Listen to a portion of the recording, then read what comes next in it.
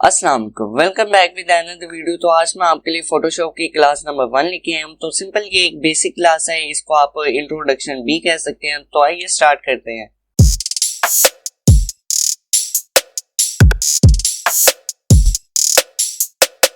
Now अभी आप screen पर देख सकते हैं, यहाँ पे इस तरह का इंटरफेस फोटोशॉप जो कि है वो ओपन करें तो हमें दिखाई दे रहा है। सिंपल मेरे पास यहाँ पे फोटोशॉप एडोबी फोटोशॉप सीसी 2018 का वेरिएंट जो कि वो इंस्टॉल है और मैं यहाँ से सिंपल अभी क्रिएट न्यू पे क्लिक करूँ तो सिंपल यहाँ पे रीसेंट आइटम में आपको जितने भी रीसेंट साइजेस हैं वो यहाँ पे शो होंगे और सेव में आपके जो कि है वो सेव साइज जो कि है वो सेव होंगे। सिंपल यहाँ पे आपको बार बार हाइट, विड्थ, पिक्सल, रेजोल्यूशन जो कि वो सिलेक्ट नहीं करना पड़ेगा। आप सिंपल यहाँ सेव में जाएंगे और यहाँ पे अपना साइज जो कि वो चूज कर लेंगे। उसके बाद हमारे पास यहाँ पे फोटोज के भी साइजेस हैं। यहाँ पे लैंडस्केप है, पोर्ट्रेट है, प्रिंट में हमारे पास जो कि है वो पेपर के साइजेस आ जाते हैं। Art and resolution, web, mobile, film and video के भी हमारे पास साइजेस यहाँ पे अवेलेबल हैं। तो सिंपल यहाँ पे आईफोन के ज्यादा साइजेस हैं, एंड्रॉइड के हमारे पास कम साइजेस अवेलेबल हैं। तो सिंपल अभी मैं यहाँ पे अपने साइजेस के ऑप्शन पे आता हूँ। सबसे पहला ऑप्शन है हमारे पास प्रीसेट डिटेल का। मैं सिंपल यहाँ पे AR लिख रहा हूँ, ये डॉक्यूमेंट का नेम है। अगर आपने फाइल नेम, डॉक्यूमेंट नेम जो कि वो दिए हुए हैं तो आपको इन फ्यूचर परेशानी नहीं होगी कि मेरा फलां डॉक्यूमेंट कहाँ पे पड़ा हुआ है। उसके बाद यहाँ पे मेरे पास विड्थ हाइट का ऑप्शन है। सिंपल मैं यहाँ पे जो कि विड्थ अपनी 1000 ले रहा हूँ और हाइट अपनी 500 ले लूँ। और उसके बाद यहाँ पे पिक्सल पे ऑलरेडी सिलेक्टेड है, मैं पिक्सल पे ही जा रहा हूँ।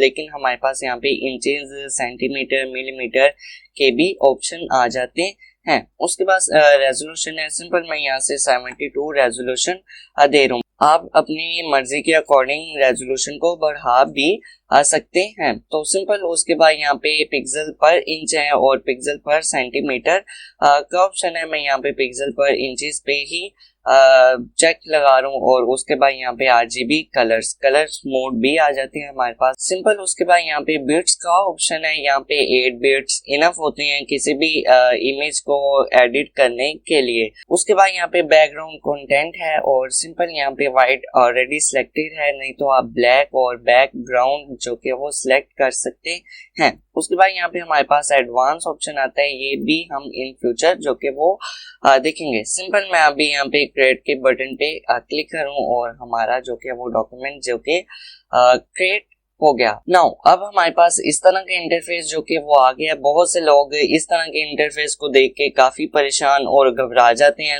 तो इस वजह से बहुत से लोग ग्राफिक डिजाइनर नहीं बन सके। तो सिंपल ये इजी सा हमारे पास इंटरफेस है और यहाँ पे जूम इन की जो कि शॉर्टकट ट्रिक है वो यहाँ पे आल्ट को होल्ड करके आप अपने माउस के व्हील को अप एंड डाउन कर सकते हैं। तो सिंपल ये जूम इन और जूम आउट हो जाएगा। तो सबसे पहले बताता चलूं कि फोटोशॉप हमारे पास पिक्सेल्स पे बेस करता है और रास्टर इमेजेस बनाता है। अब पिक्सेल्स क्या होते हैं? तो सिंपल अभी आप स्क्रीन पर एक इमेज देख सकते हैं। जितना मैं सर्कल मूव कर रहा हूँ यहाँ पे हमारे पास एक ब्लॉक जो कि है वो बन रहा है। सिंपल हम इसको पिक्सल भी कहते हैं। हजारों और लाखों की तादाद में पिक्सल जब मिलते हैं तो हमारे पास एक इमेज जो कि वो क्रिएट होता है। तो सिंपल अभी आपको पिक्सल्स नहीं नजर आएंगे, छोटे छोटे पिक्सल्स मिलके एक इमेज जो कि वो क्रिएट करते हैं। तो सबसे पहले बताता चलूं कि आप अपनी मर्जी का इंटरफेस जो कि है वो बना सकते हैं। सिंपल अभी यहाँ पे आपको जो कि वो बार दिख रही है, ये टूल बार है। आप चाहें तो इसको इस तरह भी कर सकते हैं और चाहें तो इस तरह भी रख सकते हैं। तो ये ऊपर आपको एक और बार दिख रही है। आपने जो भी लेयर सेलेक्ट की होगी या जो भी पिक्चर सेलेक्ट की होगी उसके अकॉर्डिंग जितने भी फंक्शंस होंगे वो यहाँ पे हमारे पास अवेलेबल होंगे। उसके बाद आप यहाँ पे कुछ टूल्स और भी हैं, उनको उठा के कहीं पे भी एडजस्ट कर सकते हैं। आप अपनी मर्जी का इंटरफेस जो कि वो बना सकते हैं। सिंपल मैं सारी चीजें उठा करके एक ब्लॉक में लाना चाह रहा था और आप देखेंगे यहाँ पे सारा कुछ हमारे पास एक ही ब्लॉक में आ गया।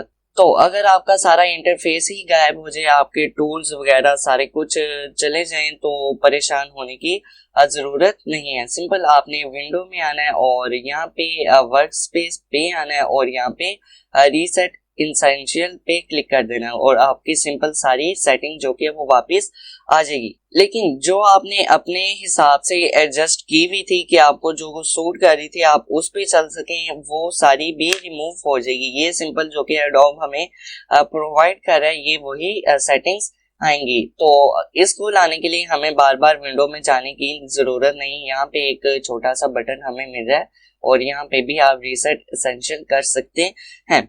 उसके बाद आज मैं छोटी सी बात और बताऊंगा। यहाँ पे हमारे पास लेयर्स के बहुत इंपॉर्टेंट रोल होते हैं। सिंपल मैं यहाँ से एक ब्रश टूल ले रहा हूँ और मैंने यहाँ से एक सिंपल एक लाइन लगाई और अब मैं मूव टूल पे क्लिक करूँ और इसको मूव करना चाहूंगा तो ये एक एरर दे रहा है। सिंपल अब हम इसको मूव नहीं कर सकते। लेकिन अगर मैं यहाँ से आकर के एक न्यू लेयर ले रहा हूँ और इस लेयर पे आकर के मैं इसको पहले हाइड करूँ, इस लेयर पे आकर के मैं यहाँ पे एक जो कि वो लाइन लगा रहा हूँ और अब मैं मूव टूल से इसको मूव कर सकता हूँ। सिंपल ये बैकग्राउंड लेयर पे जो कि वो मैंने पेंट किया था और ये हमारी एक न्यू लेयर पे पेंट हुआ था। अब इसका मसला ये है कि बैकग्राउंड लेयर जो कि वो हमारे पास परमानेंट लेयर होती है। सिंपल जिस तरह कि मेरे पीछे ये एक वॉल है, अगर मैं इस पे एक पेंट कर दूंगा तो आप इसको मूव नहीं कर सकते। लेकिन अगर इस वॉल के ऊपर एक शीट हो, एक पेपर हो, मैं उसके ऊपर एक पेंट करूंगा तो अब हम उस लाइन को आगे पीछे मूव कर सकते हैं। सिंपल मैं अभी इसको मूव नहीं कर सकता क्योंकि मैं बैकग्राउंड लेयर पे हूँ। लेकिन अगर मैं इस लेयर पे आऊंगा तो मैं यहाँ से इस लेयर को मूव कर सकता हूँ। तो आपको जितने भी काम करने हैं सबसे पहले यहाँ से आकर के इसकी लेयर जरूर लेनी पड़ेगी, नहीं तो आपके जितने भी काम है वो परमानेंट हो जाएंगे। तो आप अपने ऑब्जेक्ट को, अपनी शेप्स को मूव नहीं कर सकते। तो इस तरह से आपने इन फ्यूचर या थोड़ी देर बाद अपने प्रोजेक्ट में कोई चेंजिंग करनी हो तो आप चेंजिंग कर सकते हैं। लेकिन अब ये लेयर मेरी परमानेंट, तो यहाँ पे मैं इसमें चेंजेस नहीं कर सकता। तो यहाँ पे आपको आकर के लेयर जरूर लेनी पड़ेगी। नाउ उसके बाद आप यहाँ स्क्रीन पर देख सकते हैं कि यहाँ पे हमारे पास दो कलर्स हैं। सिंपल अभी मैं इसको रीसेट भी करूँ और यहाँ पे एक ब्लैक और एक वाइट हमारे पास कलर है। सिंपल हम ब्लैक वाले कलर को फोरग्राउंड कलर भी कहते हैं और व्हाइट वाले कलर को हम बैकग्राउंड कलर भी कहते हैं। सिंपल अभी आप देख सकते हैं बैकग्राउंड में हमारे पास व्हाइट कलर है। ये उसी तरह के जैसा एक पेंटर ने दो ब्रशेस जो कि वो पकड़े होते हैं और वो वक्त के साथ साथ ब्रश जो कि वो चेंज करता रहता है। तो इन दोनों से हमारा बहुत सा टाइम जो कि वो सेव रहता है। हमें बार बार एक ब्रश पे काम नहीं करना पड़ता। हमारे पास दो ब्रशेस जो कि वो होते हैं। तो सबसे पहले मैं यहाँ से एक न्यू लेयर ले रहा हूँ और मैंने बैकग्राउंड की कॉपी ही ले ली। तो सबसे पहले फोरग्राउंड कलर को फिल करने के लिए आपके पास छोटी सी एक ट्रिक है। आपने Alt प्लस बैक स्पेस को दबाएंगे और आपका जो कि फोरग्राउंड कलर फिल हो जाएगा। और एज इट इज अगर आप कंट्रोल बैक स्पेस दबाएंगे तो आपका बैकग्राउंड कलर जो कि है वो फिल हो जाएगा। तो सिंपल फोरग्राउंड के लिए Alt प्लस बैक स्पेस और बैकग्राउंड के लिए control plus back space. Back space की जगह आप डिलीट का बटन भी यूज कर सकते हैं। तो सबसे पहले यहाँ पे हमारे पास मूव टूल है। सिंपल मैं यहाँ पे ब्रश टूल जो कि वो ले रहा हूँ और यहाँ से रेड कलर जो कि वो फिल कर रहा हूँ और सिंपल ये मूव टूल पे क्लिक करेंगे और आप इस लेयर को जो कि वो मूव कर सकते हैं। और मूव टूल की शॉर्टकट ट्रिक कंट्रोल है। सिंपल आप कंट्रोल प्रेस करेंगे आपका मूव टूल ऑटोमेटिक आ जाएगा। सिंपल अभी मैं ये सिलेक्शन लेयर ले रहा हूँ तो सिंपल मैंने यहाँ से मार्की टूल की सिलेक्शन की, लेकिन मैं यहाँ पे कंट्रोल प्रेस कर रहा हूँ और आप देखेंगे मूव टूल ऑटोमेटिक जो कि हमारे पास आ जाएगा। और उसके बाद यहाँ पे हमारे पास मार्की टूल है, रेक्टेंगुलर मार्की टूल। सिंपल मैं अभी इसको जो कि वो ड्रैग कर रहा हूँ। अब आप देखेंगे इतने हिस्से की हमारी सिलेक्शन होगी। अब इसका मतलब ये है हमारी पूरी लेयर में इतना हिस्सा जो कि वो एक्टिव है और इतना हिस्सा जो कि वो नॉन एक्टिव है। अब इसकी मिसाल देने के लिए मैं यहाँ से फिर से ब्रश टूल ले रहा हूँ और यहाँ पे मैं ब्लैक कलर जो कि वो फिल कर रहा हूँ और अब मैं यहाँ पे लाइन लगा रहा हूँ और अभी आप देखेंगे कि जितना हिस्सा हमारा सिलेक्टेड है उसी में हमारा जो कि वो ब्रश वर्क कर रहा है। उसके बाहर हमारा जितना भी एरिया उसमें ब्रश जो कि वो वर्क नहीं कर रहा। तो जितना हिस्सा यहाँ पे हमने सेलेक्ट किया है उसके पिक्सेल्स जो कि वो एक्टिव हैं और ये वाले सारे हिस्से के पिक्सल जो कि वो नॉन एक्टिव हैं। तो सिंपल एक्टिव हिस्से में हम अपना काम कर सकते हैं। और मैं यहाँ से अंडू करूँ और यहाँ पे हमारे पास एक मार्की टूल है और यहाँ पे फिर से मैं मार्की टूल और ऊपर आप देख सकते हैं यहाँ पे हमारे पास प्रॉपर्टीज जो कि वो चेंज होती जा रही हैं, बर वक्त चेंज होती जा रही हैं। सिंपल मैं कोई भी टूल ले रहा हूँ और हमारी प्रॉपर्टी जो कि वो चेंज होती जा रही है। सिंपली अभी मैंने यहाँ पे मार्की टूल लिया और यहाँ पे मैंने इस हिस्से की सिलेक्शन की और मैं इस हिस्से की सिलेक्शन करूंगा तो हमारे पिछले हिस्से की जो सिलेक्शन है वो रिमूव हो जाएगी।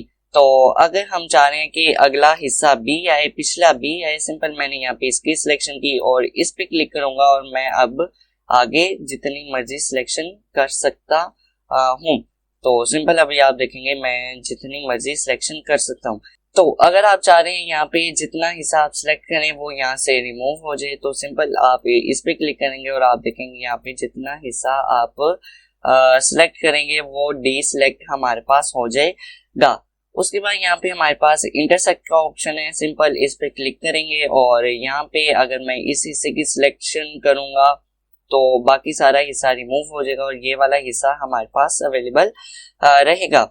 ये इंटरसेक्शन हमने मैथमेटिक्स में भी पढ़ा हुआ है कि जितना कॉमन हिस्सा होगा वो हमारे पास अवेलेबल रह जाएगा, बाकी हिस्सा जो कि वो हमारे पास रिमूव हो जाएगा। तो सिंपल इसके हमारे पास शॉर्टकट ट्रिक्स आ जाती हैं। पहले मैं मार्की टूल ले रहा हूँ और मैंने इसकी सिलेक्शन की। तो अब मैं यहाँ पे शिफ्ट प्रेस करूंगा और आप देखेंगे यहाँ पे ऑटोमेटिक हमारी सिलेक्शन जो कि वो हो जाएगी। और सिंपल अभी ये एक हमारे पास मार्की टूल लगा हुआ है, एक सिलेक्शन लगी हुई है और आगे हम जितनी मर्जी लगा सकते हैं। और एज इट इज मैं ऑल्ट प्रेस करूंगा, आप देखेंगे हमारे कर्सर के साथ माइनस का साइन आ जाएगा और यहाँ पे इसकी सिलेक्शन हो जाएगी और आप जितना हिस्सा चाहें वो यहाँ पे रिमूव कर सकते हैं। तो अगर हमने इन दोनों का यूज करना है, मतलब कि हमारे इंटरसेक्शन आ जाए, इस पे हमारी सिलेक्शन आ, तो हमने शिफ्ट प्लस ऑल्ट को प्रेस करना है। और अभी मैं इस हिस्से की सिलेक्शन कर रहा हूँ और बाकी सारा रिमूव हो जाएगा, ये हिस्सा हमारे पास रह जाएगा। नाउ फर्स्ट ऑफ ऑल आपको बताता चलूं कि सिंपल अभी मैं फिर से ब्रश टूल ले रहा हूँ और यहाँ पे मैंने एक पेंट किया और कंट्रोल ऑल प्रेस करेंगे तो आपके होल की सिलेक्शन हो जाएगी। और अगर आप कंट्रोल डी प्रेस करेंगे तो आपकी सारी डी सिलेक्शन हो जाएगी। ये एक शॉर्टकट ट्रिक थी। और सिंपल मैं अभी यहाँ पे अंडू कर रहा हूँ और फिर से मैं यहाँ पे एक रेक्टेंगल ले रहा हूँ। मैंने इतने हिस्से की सिलेक्शन की और मैं यहाँ पे फोरग्राउंड कलर फिल करना चाह रहा हूँ। फोरग्राउंड कलर की मैंने आपको सबसे पहले बता दी थी, ऑल प्लस बैक स्पेस है और सिंपल यहाँ पे हमारा जो फोरग्राउंड कलर सिलेक्ट होगा और वो यहाँ पे आ जाएगा। और मैं आपको चेंज भी करके दिखा रहा हूँ। सिंपल मैं यहाँ पे ब्लू सा शेड दे रहा हूँ और ऑल प्लस बैक स्पेस और यहाँ पे हमारा कलर जो कि वो फिल हो जाएगा। सिंपल उसके बाद यहाँ पे हमारा प्रॉपर्टीज में फेदर है और यहाँ पे 0 पिक्सल इस वक्त सिलेक्टेड है। मैं यहाँ पे 50 पिक्सल कर रहा हूँ और एंटर प्रेस कर रहा हूँ। अब मैं फोरग्राउंड कलर जो कि वो फिल करूंगा। अब मैं यहाँ से जो कि वो सिलेक्शन करूंगा पिक्सल्स की आप कह सकते हैं। तो सिंपल मैंने स्क्वायर में सिलेक्शन की और ये ऑटोमेटिक सर्कल में कन्वर्ट हो गया। और अभी आप देखेंगे यहाँ पे हमारे पास सर्कल में कन्वर्ट हो गया। और अब मैं यहाँ पे फोरग्राउंड कलर फिल करूंगा ऑल प्लस बैक स्पेस। तो अभी आप देखेंगे ये कितना ब्लर सा हमारे पास कलर जो कि वो फिल हुआ। तो ये वाला, लेकिन ये वाला कलर हमारे पास सॉलिड सा फिल हो रहा है और ये वाला कलर जो कि वो हमारे पास ब्लर सा और सॉफ्ट सा फिल हो रहा है क्योंकि हमने इसकी फेदर यहाँ से बढ़ाई है। सिंपल अभी आप यहाँ पे सिलेक्शन भी कर सकते हैं, लेकिन आप फेदर के ऊपर अपना कर्सर लाएंगे और राइट की तरफ लेके जाएंगे तो इसका फेदर इंक्रीज होगा और लेफ्ट की तरफ आप इसको लेके आएंगे तो इसका फेदर डिक्रीज होगा। तो ये थी जी आज की क्लास। आई होप आपको ये क्लास पसंद आई तो लाइक करें, चैनल को सब्सक्राइब करें। Thank you.